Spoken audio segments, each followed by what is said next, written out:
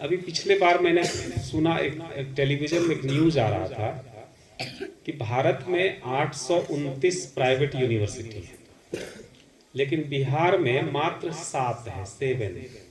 अब सोच लीजिए, 829 यूनिवर्सिटी पूरे भारत में है, प्राइवेट यूनिवर्सिटी, अब बिहार में मात्र 7 है। तो मेरे को कुछ सुनने के बाद कुछ प्रतिक्रिया हुई कि नहीं, कुछ तो करना चाहिए। जब मदन मोहन मालवीय जी ने भीख मांग करके बनारस हिंदू यूनिवर्सिटी बना दिया, तो हमें भीख मांगने में क्या दिक्कत है भाई, हम भी भीख मांग सकते हैं। तो मैंने निश्चय किया, ये बात है अगस्त की, मैंने निश्चय किया कि 5 सितंबर को शिक्षक दिवस के दिन इसकी शुरुआत करेंगे। 5 सितंबर बीत जो गया, तो मैंने 5 सितंबर को शिक्षा के लिए एक शिक्षक ने भिक्षा शुरू किया। तो 5 सितंबर को मैंने भिक्षाटन में मैं निकला, तो पहले दिन 4 विश्वविद्यालय हमें भिक्षा में मिल गया, यानी 100 विश्वविद्यालय खोलने का हमने अपने जीवन काल में बिहार में संकल्प लिया है, जिसमें 7 यूनिवर्सिटी खोलने के लिए लोग मिल गए। खोलवाना है, खोलना नहीं, एक खोलेंगे बाकी खुलवाएंगे। तो 7 यूनिवर्सिटी की सहमति मिल गई। हर जिला 38 जिला है, 3-3 लोग मिल जाएंगे तो 100 यूनिवर्सिटी बन जाएगा। कुछ असंभव नहीं है। अच्छा, एक कहानी सुनाता हूँ, फिर अपनी बात करेंगे। अमेरिका में एक दंपत्ति, वाइफ हस्बैंड, अति साधारण कपड़ों में, ड्रेस में, वहां के एक विश्वविद्यालय के कुलपति से मिलने गए। तो वहां का जो वाइस चांसलर का जो पीए था वो मिलने ही नहीं दे, कि पता नहीं कहां से आ गया है। और ये लोग भी जिद पर खड़े थे कि नहीं, मिल के ही जाऊंगा। जब 5-6 घंटा हो गया तो वो तंग हो गए। तो फिर उन्होंने वाइस चांसलर को कहा कि एक दंपत्ति आया है आपसे मिलने के लिए और मान ही नहीं रहा है, जिद पर अड़ा है कि मिल के ही जाएंगे। तो उन्होंने कहा ठीक है, भेज दो, 2 मिनट बात करने में क्या जाता है, बात करके सलट देंगे उसको। तो मिलवाया गया। तो पूछा कि क्या बात है। उन्होंने कहा कि मेरा बेटा आपके विश्वविद्यालय में पढ़ता था और एक एक्सीडेंट में उसकी मृत्यु हो गई।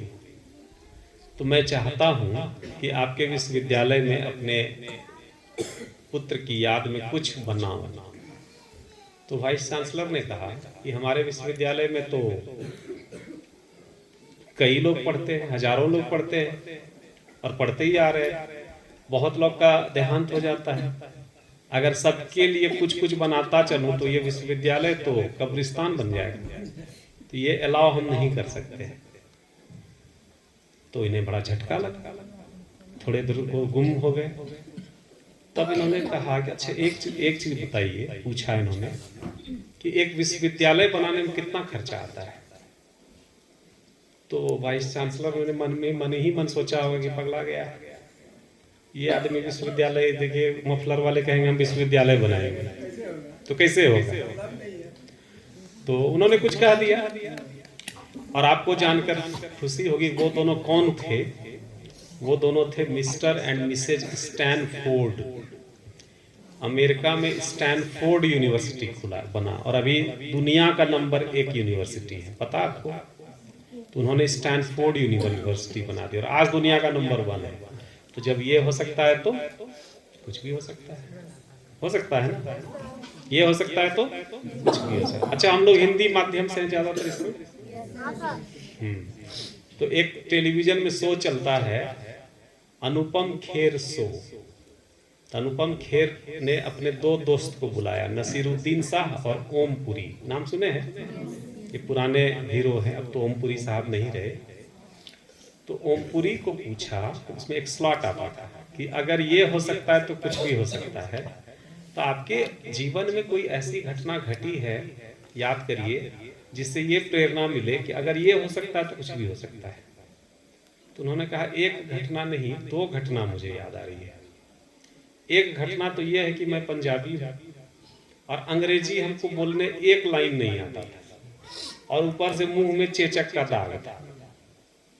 तो मुझे तो कॉलेज में कोई पूछता ही नहीं, और ये नसीरुद्दीन ये फटफट अंग्रेजी बोलता था, इसको सब पूछे, हमको कोई पूछे ही नहीं तो बड़ा बुरा लगता था।